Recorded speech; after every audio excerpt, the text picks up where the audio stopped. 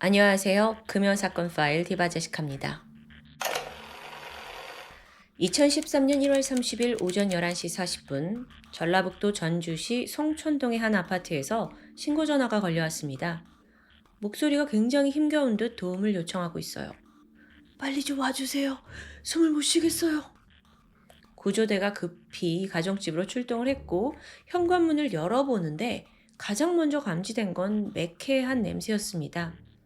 막 코끝을 찌를 듯 연탄이 타면서 내뿜는 가스가 이제 감지된 거예요. 그래서 구조대가 먼저 집안 현관, 창문 다 열어서 환기를 시켰고 둘러보니까 그 신고자였던 25살의 남성 박 씨가 거실에 쓰러져서 숨을 가쁘게 쉬고 있더라고요. 대원들이 물었죠. 다른 가족들은 없습니까? 그러자 박 씨가 간신히 손을 들어서 다른 방 하나를 가리킵니다. 이 집안의 작은 방에서는 각각 55세, 52세였던 박 씨 부모가 쓰러져 있었고요. 또 안방에서는 27살이던 박 씨 친형까지 정신을 잃은 상태였습니다. 사실상 세 사람 모두 의식이 없었어요. 근데 이때 눈에 띄는 건 그 쓰러진 부모의 머리맡에 있던 연탄 화덕. 이미 불에 다 타서 재가 된 연탄이 남아있더라고요. 또 친형이 있던 그 안방의 옷장 뒤쪽에서도 같은 종류의 화덕과 또 타다 남은 연탄이 발견됩니다. 정황상 일가족이 집안에서 연탄을 태워서 극단적인 선택을 한 것으로 보여요. 외부 침입의 흔적은 없었고요. 구조대는 급히 이 가족들 병원으로 다 옮겼습니다. 그런데 신고자 박 씨를 제외하고 나머지 세 사람, 그러니까 부모 둘과 형은 사망 판정을 받고 말았죠. 사인은 일산화탄소 중독입니다. 그런데 현장을 감식하다 보니 좀 수상한 점이 있었어요. 보통 이렇게 일가족이 한꺼번에 죽음을 선택하게 되면 대개 유서가 있기 마련이라고 해요. 근데 아무리 찾아도 죽음을 암시하는 단서가 없습니다. 주변 사람 탐문해 와도 이 가족이 평소에 이런 선택을 할 만한 심각한 불화나 금전적인 문제를 겪었다는 이야기는 나오지 않고요. 오히려요, 이 박 씨의 가족은 경제적으로 좀 안정적인 편에 속했어요. 아버지는 전주 송촌동에서 420평 부지 콩나물 재배 공장을 운영하고 있었거든요. 이 공장 매출이 동종업계에서도 꽤나 높은 편이었다고 합니다. 또 이 아버지가 최근까지도 새로운 땅을 사겠다고 알아보러 다니기도 했고요. 사망한 아들은 프랜차이즈 식당을 운영했고 둘째 아들은 대학을 휴학한 뒤에 현재 아버지 그 공장 일을 돕고 있던 중이었는데요. 자, 무엇보다 경찰이 가장 이상하게 여긴 건 그 집안에서 타다 남은 연탄이었습니다. 각각 작은 방, 안방 두 개가 있었죠. 근데 부모가 있던 작은 방 연탄은 이미 새카맣게 타서 다 재가 됐어요. 근데 반면에 장남이 있던 그 안방의 연탄은 절반밖에 타지 않았더라고요. 이건 분명 연탄을 피울 때에 시간차가 존재한다는 의미가 될 겁니다. 이 시간차가 왜 난 걸까? 이런 의문만 남은 상황에서 경찰이 소식을 들어요. 박 씨가 깨어났다고요. 그래서 자초지종을 듣기 위해 급히 가는데 일단 박 씨는 가족 모두가 사망했다는 소식에 굉장히 괴로워하고 있었죠. 어쨌든 그가 힘겹게 떠올린 그날의 상황은 이렇습니다. 사건 당일 새벽 3시 40분 그 컴컴한 시각에 그는 친형 A씨와 형의 차 안에서 함께 맥주를 마시며 대화를 나눴습니다.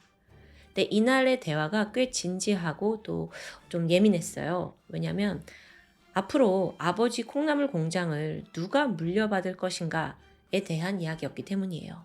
그러면서 많은 대화를 나눴는데 동생에 따르면 형이 최근 사업이 잘 안 됐는지 고민이 많았다라고 털어놨고 그날도 좀 습관처럼 나 힘들어서 죽고 싶다 막 이런 말을 하길래 형 왜 그래 잘 버텨야지 자기가 이렇게 위로를 했다고 해요.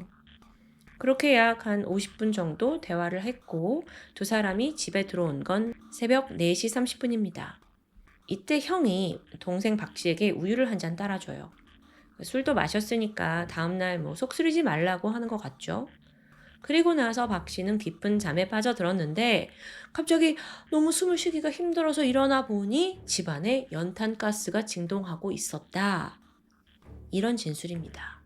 자, 이 증언대로 실제 주방에서는 마시다 남은 우유가 그대로 남아 있었습니다. 그리고 그 옆에 정체불명의 흰 가루가 든 약통도 놓여 있었고요. 성분 분석을 해보니까 수면제예요. 때마침 가족들 부검 결과가 나오는데 이들 모두 공통적으로 혈액에서 수면제 성분이 검출되었죠.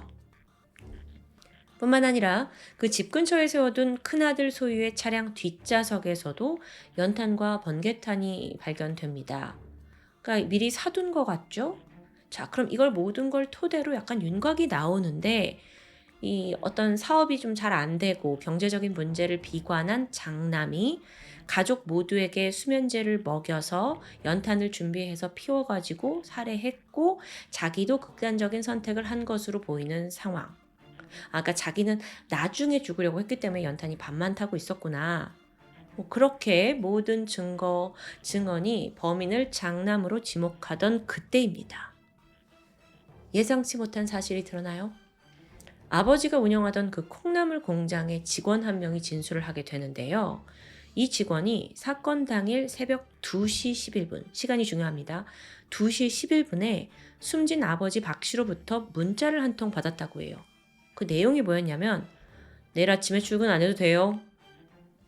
자, 근데 아버지가 그 새벽에 문자를 보냈다고요?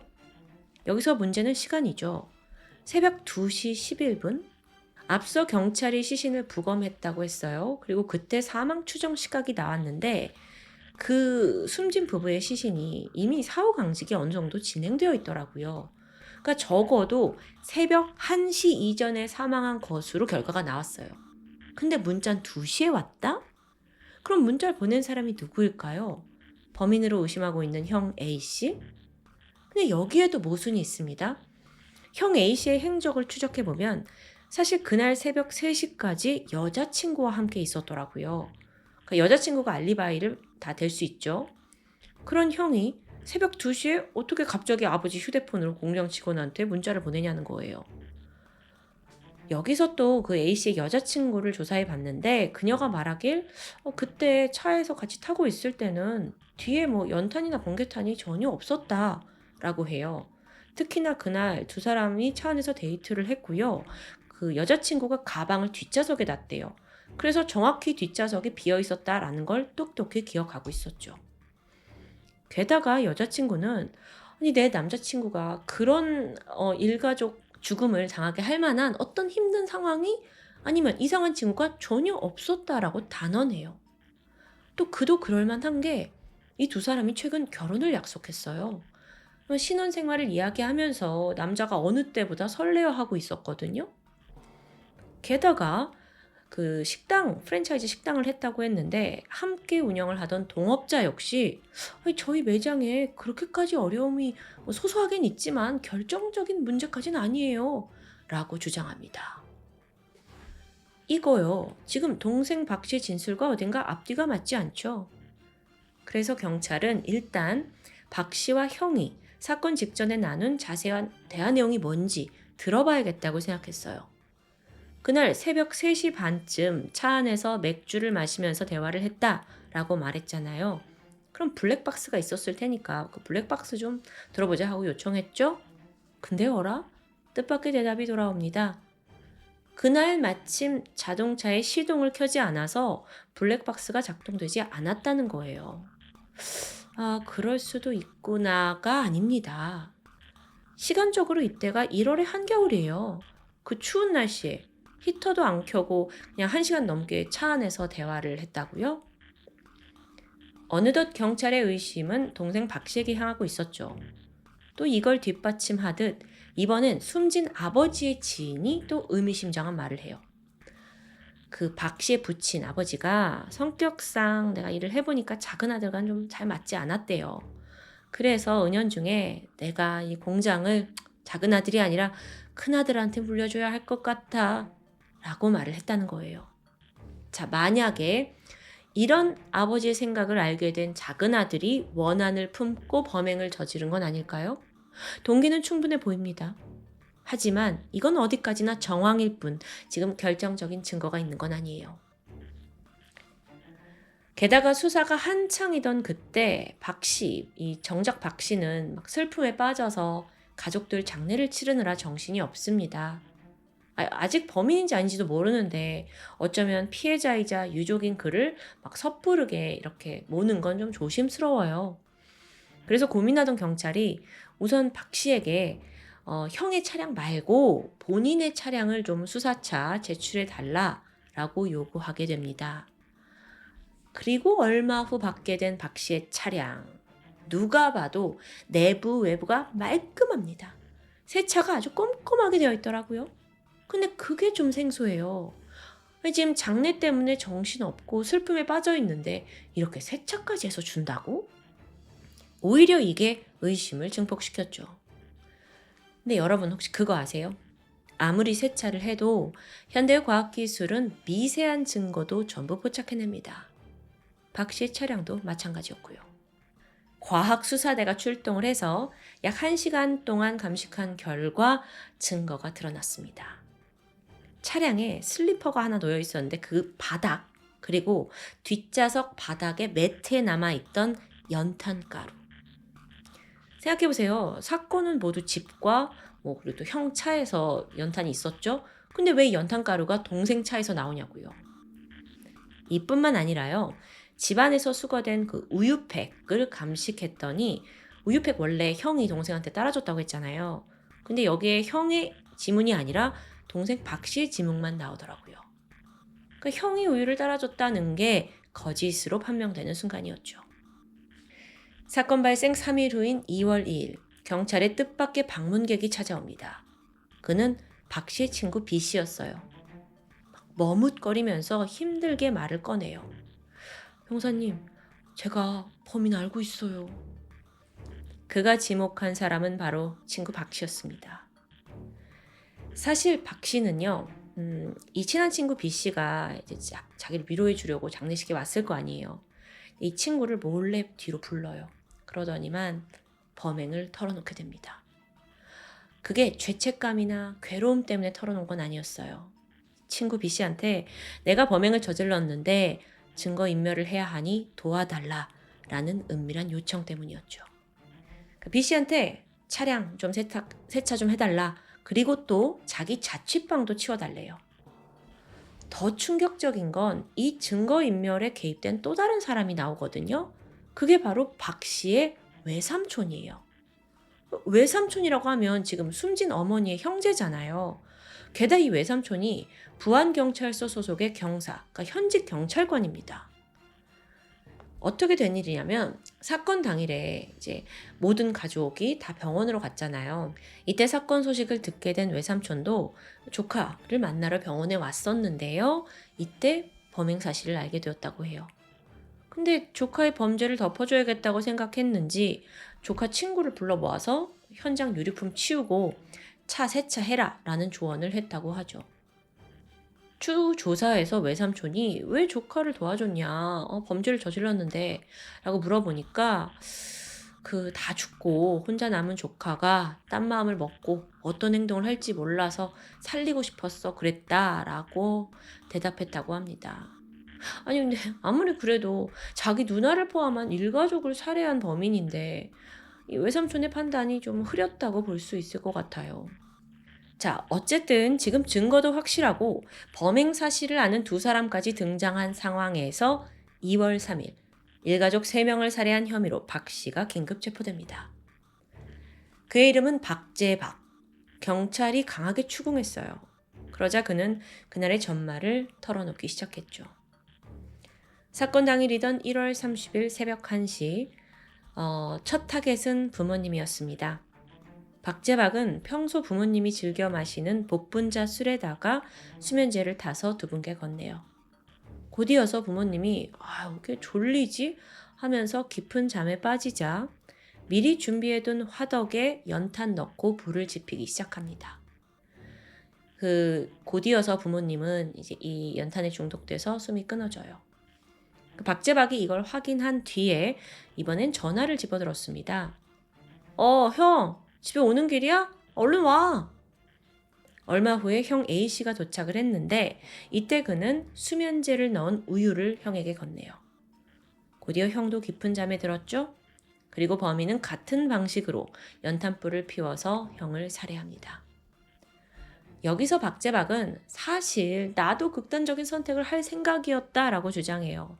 자기도 수면제를 먹었지만 잠에 들지 않았고 결국 고통에 깨어났다는 진술.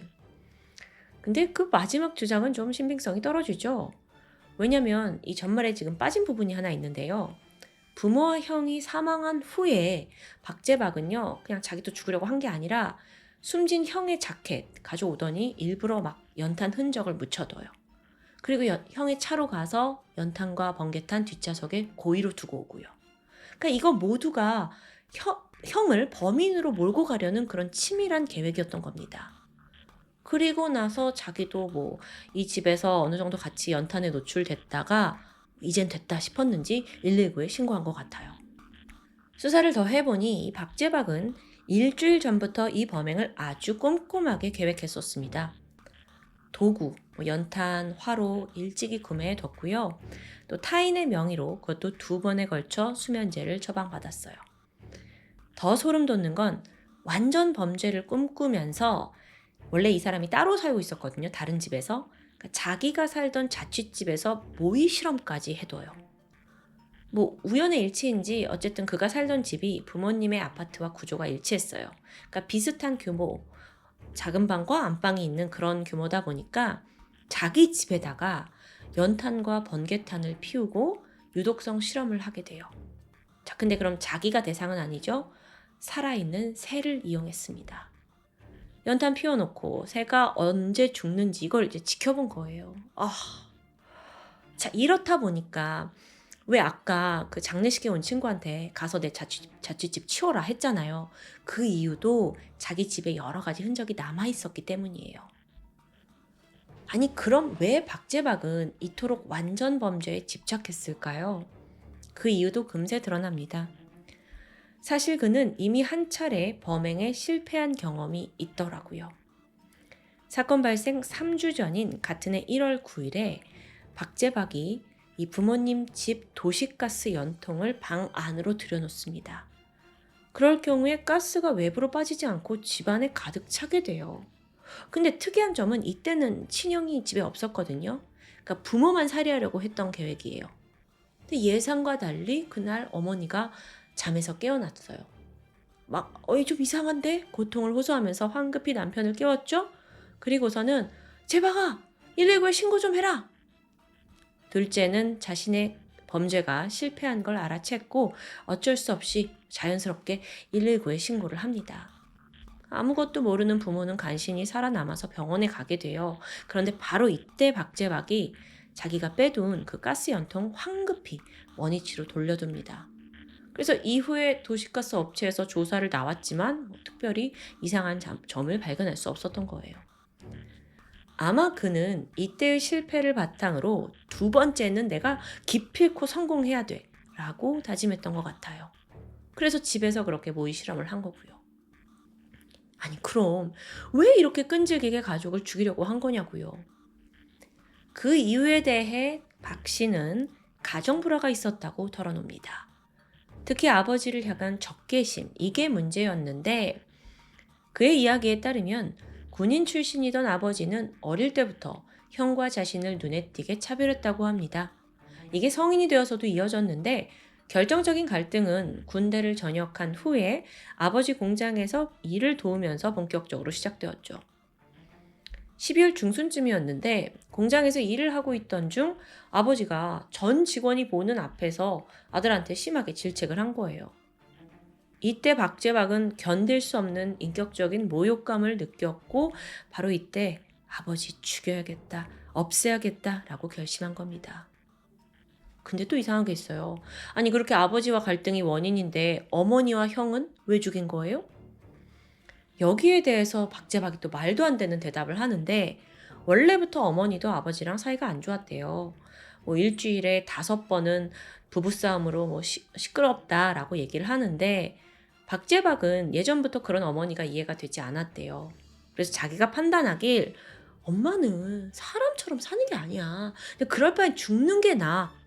그래서 죽였다는 거예요. 그러니까 한마디로 정리하자면 아버지는 원한의 대상이었고 옛날부터 어머니는 자기가 봤을 때 살아야 할 이유가 없다는 거죠. 근데 형은요? 형은 1차 시도에서는 애당초 범행 대상이 아니었어요. 그런데 자기가 이제 부모님 죽이고 나서 보니까 이럴 바에는 가족 모두가 다 같이 죽는 게 낫겠다 싶어서 범행에 끼워 넣었대요. 이 사람의 정신 상태 의심되시죠? 사이코패스 검사 결과를 했는데 박재박은 24점 만점에 12점을 받습니다. 즉 특별한 정신질환이나 성향은 없어 보여요. 그럼 혹시 어차피 목적은 하나. 아버지가 가진 재산 노리고 부모의 형까지 죽인 게 아닌가 싶잖아요. 근데 또 박재박은 자기가 결코 재산을 노린 범죄는 아니었다고 강하게 주장합니다. 오히려 평소 엄마가 집에 빚이 있어서 형편이 좀 어렵다고 해서 자기는 그런 줄 알았대요. 근데 이걸 우리가 순진하게 믿어야 할까요? 생각해보면 다 큰 성인이 그것도 아버지 공장을 돕는 아들 입장에서 뻔하게 매출이 얼마 나오는지 공장 규모는 어느 정도인지 땅값은 어느 정도인지 그거 몰랐을까요? 그럼 그가 그냥 어머니 말만 듣고 우리 집은 형편이 안 좋구나 라고 생각했다는 게 저는 이해가 좀 가지 않아요. 실제로 일가족이 극단적인 선택을 한 것으로 만약에 판명이 되었다면 홀로 살아남은 박재박이 받게 될 유산의 액수가 어마어마했습니다. 먼저 부모와 형의 명의로 가입된 보험금이 있었어요. 가족이 매달 무려 300만 원에 달하는 보험료를 내고 있었거든요. 사망할 시 수령되는 보험금이 무려 25억 원에 달했죠. 또한 아버지는 6억 원 규모의 공장 부지와 또 그에 맞먹는 토지도 있었다고 해요. 여기에 은행에도 좀 현금이 있으셨겠죠? 이걸 다 합치면요. 박재박이 받게 될 돈이 무려 50억 원에 달합니다. 네, 이런데도 돈 때문은 아니라고요? 2013년 7월 4일 1심 재판이 열렸습니다. 일가족을 매정하게 살해한 그에게 검찰은 사형을 구형했지만 결국 재판부는 무기징역을 내렸죠. 박재박은요, 재판 내내 자신이 우울증 앓고 있어서 심신미약이라고 주장을 했는데 저 요즘 너무 이런 시나리오가 많아가지고 같은 대본이 아닌가 싶을 정도예요. 아니 맨날 뭐만 하면은 우울증에 심신미약이래. 판사들도 이걸 귓등으로 듣진 않았고요. 그는 무기징역 받고 바로 항소했지만 기각, 형은 그대로 확정됩니다. 재판부는 피고가 범행을 계획하고 실행했고 완수했고 또 범행 대상이 부모와 형제로 반인륜적이고 폐륜적인 점을 강하게 지적했습니다. 하지만 사형보다는 자신의 잘못을 진정으로 참여하고 반省하는 기회를 주고자 함이라고 밝혔습니다. 인상적인 점은 재판부가 박재박의 범행 동기를 돈으로 봤다는 겁니다. 우리가 생각했던 대로요.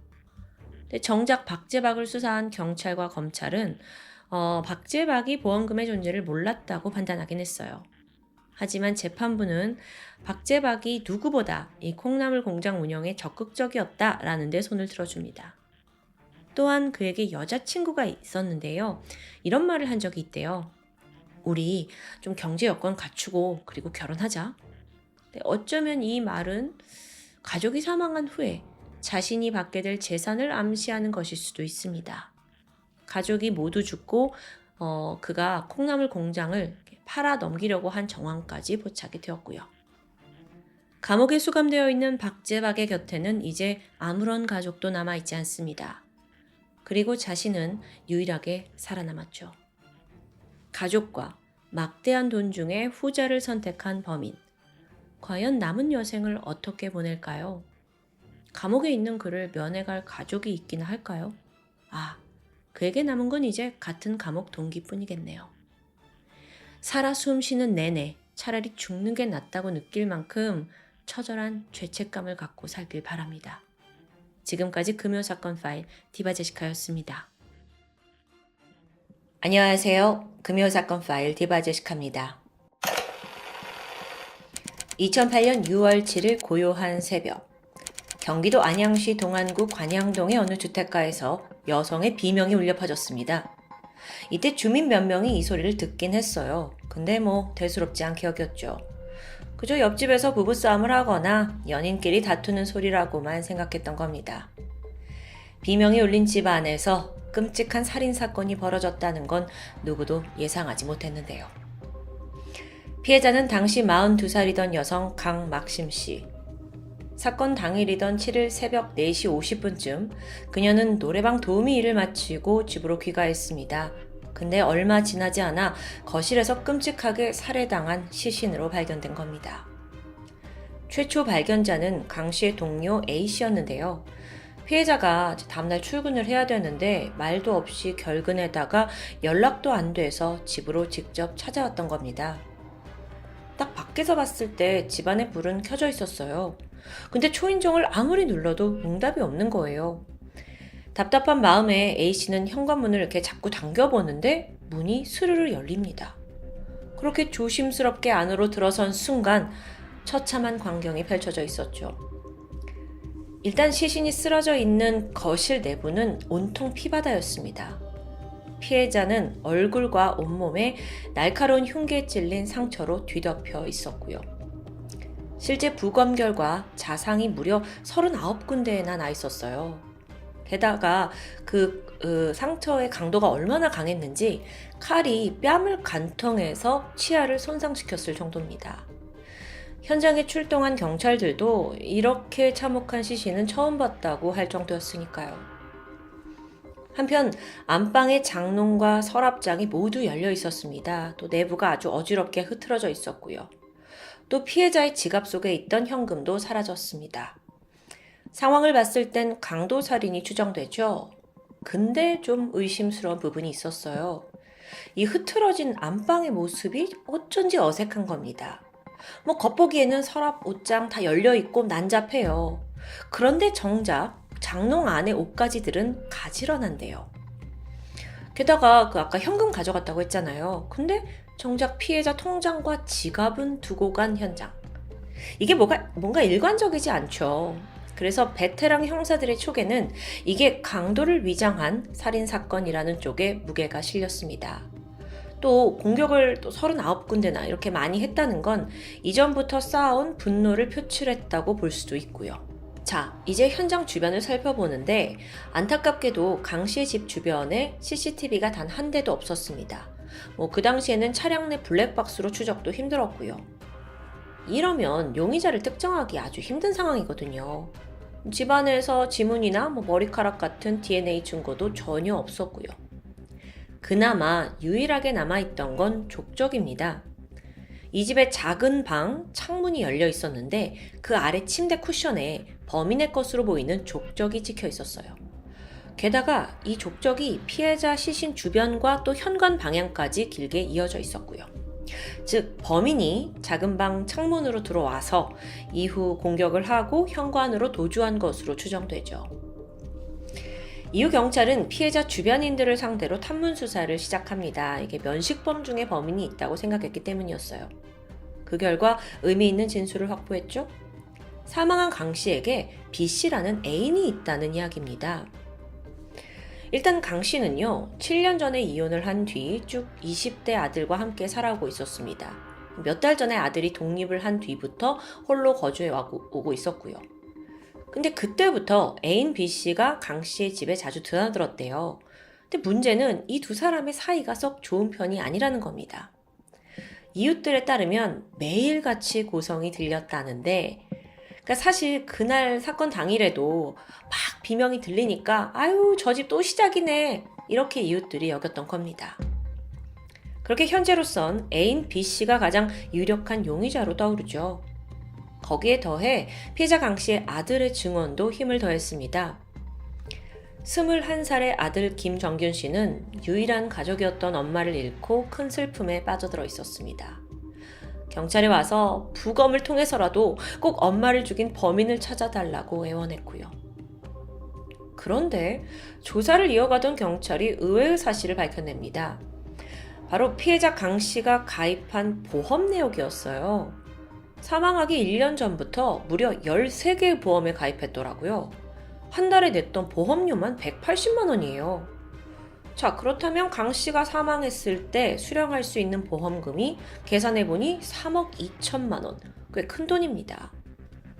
그 수익자는 모두 아들 김 씨. 물론 부모가 사망하면 그 자식이 보험금을 받는 게 뭐 이상한 일은 아니죠. 하지만 경찰 입장에서는 사건을 좀 다각도로 봐야 하니까 아들 김 씨 또한 용의자로 두고 알리바이를 확인해야겠다는 생각이 듭니다.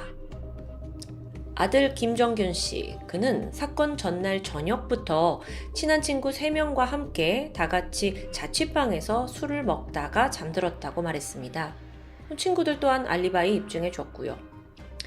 경찰이 이 아들에게 어머니가 13개의 보험에 가입된 사실을 알고 있었냐? 라고 물었는데 김 씨는 전혀 몰랐다고 대답해요. 역시나 이 아들은 그저 사망보험금의 수익자란 이유로 용의선상에 올려진 거겠죠? 아니요. 알고 보니까요, 피해자 강 씨 모자에게 좀 특별한 사연이 있었습니다. 일단 과거 강 씨가 집안 환경이 너무 어려워서 아들을 보육원에 맡긴 적이 있었다고 해요. 근데 그 기간이 무려 10년이었죠. 그래도 뭐 아들을 잊지 않고 다시 찾아왔는데 시간이 지나 아들이 18살이 됐을 때부터가 모자가 다시 살기 시작한 시점입니다. 그 어머니가 거액의 보험에 가입했던 데도 이유가 있는데요. 평소 강 씨가 이런 말을 자주 했다고 해요. 내가 너무 힘들어서 우리 아들한테 해준 게 없어서 너무 미안해. 만약 나한테 무슨 일이 벌어지면 이 보험금이라도 타서 우리 아들이 잘 살 수 있게 해야지. 한 달에 보험금 180만 원을 낸다는 건 이건 상당히 어려운 일입니다. 그래서 이걸 내기 위해 강 씨가 밤낮 없이 일했다고 해요. 낮에는 십자수 가게에서 일을 했고 밤에는 노래방으로 출근했고요. 그렇게 쉴 새 없이 돈을 벌었고 그걸로 아들 김 씨 대학교 등록금 또 생활비도 충당해 왔습니다. 이런 사연이 있기 때문에 이 강 씨와 아들이 굉장히 더 애틋할 수도 있어요. 근데 경찰들 생각에 혹여 아들이 여전히 원망을 품고 있었던 건 아닐까? 이런 의심을 했던 거예요. 자, 현재까지 그럼 용의자는 2명입니다. 강 씨의 애인 B 씨와 아들 김 씨. B 씨의 알리바이를 좀 확인해 볼까요? 애인 B 씨는 사건 전날 퇴근한 뒤부터 내내 집에 있었다고 진술했어요. 핸드폰 위치 추적해봤고요. 주거지 CCTV 확인해봤죠? 맞아요. 사실이에요. 게다가 집안에서 나타난 족적 역시 B 씨 또는 아들의 것과는 일치하지 않았고요. 이상합니다. 사건은 그렇게 미궁으로 빠져들어요. 그러다가 불행 중 다행으로 이 집의 현관 손잡이에서 새로운 증거가 등장합니다. 그건 범인의 것으로 추정되는 소량의 혈흔이었죠. 피가 여기 왜 묻어있지? 어쩌면 범인이 강 씨를 공격하던 와중에 자기도 부상을 입었을 가능성이 있는 거예요. 어라? 이건 결정적인 증거입니다. 조사해봤죠. 그랬더니 혈액형은 O형. 아니 근데 여기서 또 난관에 봉착했어요. 용의자 2명인 B 씨와 또 아들 김 씨 모두 O형이 아닙니다. 뭐야 이게 헛다리인가? 그렇다면 제3의 범인이 존재한다는 건데요. 그게 도대체 누구냐고요? 경찰은 모든 수사를 다시 원점으로 돌아가서 증거와 또 그동안의 진술을 다시 찬찬히 뜯어보기 시작해요. 그런데 그러던 중 아들 김 씨 자취방에서 함께 술을 먹고 잠들었다 하는 친구들의 진술을 살펴보게 되거든요. 보니까 이 친구들이 일단 김 씨, 아들 김 씨와 보육원에서 함께 자란 사이들입니다. 또 그들 중에 한 명은 아침까지 아르바이트를 하고 늦게 들어왔다고 말했고요. 그래서 경찰이 그 친구를 다시 소환했어요. 아침에 자취방에 돌아왔을 때 정말 김 씨가 다른 친구들과 함께 자고 있었는지 이걸 확인해 보려고요. 자, 불렀죠? 근데 이 얘가 유독 좀 대답을 회피하고 말을 우물쭈물 더듬는 거예요. 경찰이 이걸 날카롭게 캐치를 했죠. 그래서 강하게 추궁을 합니다. 그러자 하는 말이 그게 아니라요. 사실요. 그 자취방에 한 명이 더 있었어요. 그러니까 정균이 김정균이 친구가 셋이라고 했는데 사실은 4명이 있었다는 거예요. 함께 있었지만 지금껏 다른 친구들도 언급하지 않은 또 한 명, 그의 이름은 조경환입니다. 사전에 아들 김씨가 야, 경찰이 물어도 절대 우리 친구 조경환의 이름은 말하지 마라 라고 친구들한테 신신당부했다는 것까지 밝혀져요. 아니, 분명 다 같이 있었는데 왜 조경환만 진술해서 제외한 걸까요? 분명 이유가 있겠죠. 심지어 조 씨는 김 씨와 함께 살고 있던 절친 관계입니다. 더구나 알아보니까 예전에 김 씨의 어머니 강 씨와 한 집에서 살았던 적도 있고요. 경찰은 즉시 조경환, 이 사람을 추적하게 돼요. 근데 연락이 두절됐습니다. 살인사건이 발생한 지 하루 뒤인 6월 8일에 갑자기 전라북도 군산으로 호련히 떠났다는 게 확인된 거예요. 추가로 경찰은 조 씨가 살았던 보육원에 가서 신상 정보를 확인하게 되거든요. 근데 여기에 의미심장한 정보가 있었죠. 조 씨의 혈액형이 O형인 겁니다. 자, 앞서 아르바이트하고 아침에 들어왔다던 그 김씨 친구, 그가 말하길 그날 그 조 씨의 오른쪽 손가락에서 밴드를 봤대요. 손을 다쳤다는 거잖아요. 자, 이렇게 조 씨가 강력한 용의자로 떠오르면서 경찰은 그를 찾기 위해 보육원 친구들에게 도움을 청합니다. 왜냐하면 도주를 하더라도 조 씨가 분명 친구들에게 연락을 할 거라고 예상했기 때문이죠. 이건 적중했습니다. 그 결과 2008년 6월 26일 조 씨는 군산에서 약 4km 정도 떨어진 한 공중전화 부스에서 경찰에 둘러싸인 채 체포됐어요. 모든 걸 체념해야 하는 순간이었죠. 조 씨는 친구 어머니 강 씨에 대해 자신이 살해를 한 것을 순순히 인정했습니다. 하지만 이게 다는 아니에요. 검거된 조 씨가 사건의 반전 내막을 폭로하기 시작합니다. 그에게 살인을 요청한 건 다름 아닌 강 씨의 아들 김정균. 어머니 죽음에 그렇게 애통해하고 제발 범인 밝혀달라던 그 아들 김정균이요. 그는 사실 자신을 위해 어머니가 수많은 보험에 가입했다는 걸 알고 있었어요. 경찰은 모른다고 했잖아요. 근데 어느 날 생각을 한 거죠. 아니, 그 많은 돈 엄마가 죽어야 내 거 되는 거잖아. 그날부터 머릿속에는 온통 돈 생각뿐이었습니다. 얼른 이 보험금을 타서 잘 먹고 잘 살아야겠다는 욕망에 휩싸였죠. 아이씨, 그 보험금이 얼마야? 2억. 3억이네, 대박. 김정규는 급기야 살해 계획을 세우기 시작합니다. 그리고 여기에 절친 조경환을 끌어들여요. 야, 네가 우리 엄마만 죽여주면 보험금 나눠줄게. 사건이 벌어졌던 6월 7일 새벽, 김정균과 친구 조경환은 다른 친구들이 모두 같이 있다가 술에 취해서 골아떨어지길 기다렸어요. 이후에 두 사람만 몰래 밖으로 나와서 어머니 강 씨의 집으로 향했죠. 아들 김정균은 미리 준비한 사다리를 타고 올라갔고요. 작은 방 창문으로 집 안에 진입합니다. 근데 이때까지는 어머니 강 씨가 아직 돌아오지 않은 상황이에요. 그래서 조경환을 안으로 들어오게 한 후에 자기는 다시 밖으로 나가서 차 안에 숨어 대기합니다. 새벽 4시 50분, 어머니가 저쪽에서 집으로 걸어오는 게 보여요. 즉시 몸을 숨기고 친구 조경환에게 전화를 걸어요. 야, 엄마 들어간다. 그리고 살인을 지시했던 겁니다. 하지만 악행은 이게 다가 아니었죠. 조경환이 집안에서 어머니를 무참히 공격하던 그때 아들 김씨가 뭘 하고 있었는 줄 아세요? 집안에선 지금 살인이 벌어지고 있잖아요. 그런데 혹여나 어머니가 도망칠 수도 있다라는 것에 대비해서 현관문을 막고 있었어요. 이게 사람 새끼입니까? 한편 강 씨를 직접 공격한 건 조경환입니다. 그런데 상흔이 34군데나 있을 정도로 과했잖아요. 여기에도 이유가 있었어요. 과거 아들이 이제 친구 조경환도 우리 집에서 함께 살면 안 되냐라고 부탁을 했어요. 그래서 어머니가 처음엔 받아들였죠. 보육원 친구니까 이게 좀 더 보살펴주고 싶었을 수도 있습니다. 근데 머지않아서 시간이 가니까 경제적으로 부담이 되는 거예요. 결국 얼마 뒤에 이 친구 조경환은 쫓기듯 집에서 나오게 되죠. 근데 이때를 계기로 조경환 역시 그 친구 어머니 강 씨에 대해서 앙심을 품었다고 합니다. 자, 살인이 벌어졌고 직후에 조경환은 허겁지겁 집안을 빠져나왔습니다. 그런데 김정균, 아들이 아주 냉정해요. 야, 이 새끼야, 그냥 나면 어떡해? 그는 친구를 다시 집 안으로 끌고 들어가서 이 현장이 강도를 당한 것처럼 막 위장해요. 그리고 범행 도구는 인근 뒷산에 묻었고요. 이후 서둘러 자취방으로 돌아가서 지금 친구들이 술에 취해 다 골아떨어졌잖아요. 그 사이에 태연하게 누워서 잠에 듭니다. 이 친구들 자체가 알리바이로 만들어 놓은 거예요. 와, 진짜 여기까지 이 자백을 들은 경찰은 안양에 위치한 아들 김정균의 자취방으로 달려갔고 거기서 즉각 그를 검거합니다. 그런데 얘가 아주 뻔뻔해요.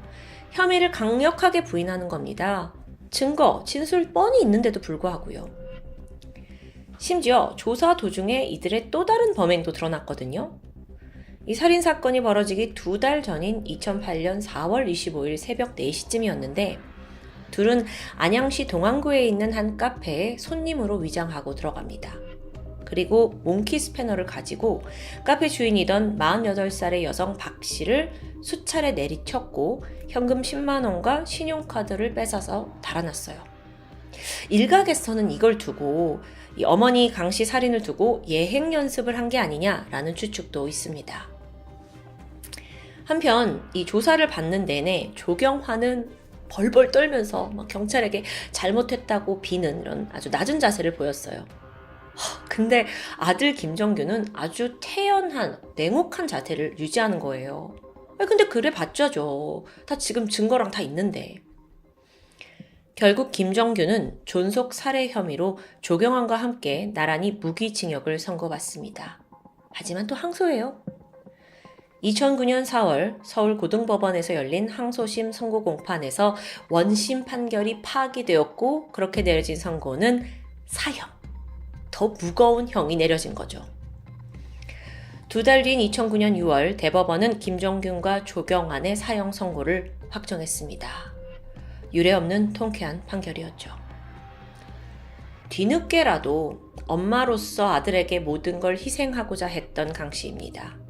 하지만 오로지 돈이라는 욕망에 미쳐서 어머니를 무참히 살해한 폐륜아 아들. 때로는 가족이 남보다 못하다는 말이 있죠.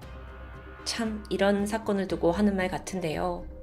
또 이런 물질 만능 풍조가 심해질수록 뭔가 금수저, 흙수저, 사람의 태생을 나누면서 또 부모를 비난하는 태도도 우리 사회에 만연합니다. 근데 살아가면서 돈보다 더 중요한 것이 무엇인지 그 가치를 배워가는 게 어쩌면 이 시대에 가장 필요한 숙제는 아닐까요? 지금까지 금요사건 파일 디바제시카였습니다.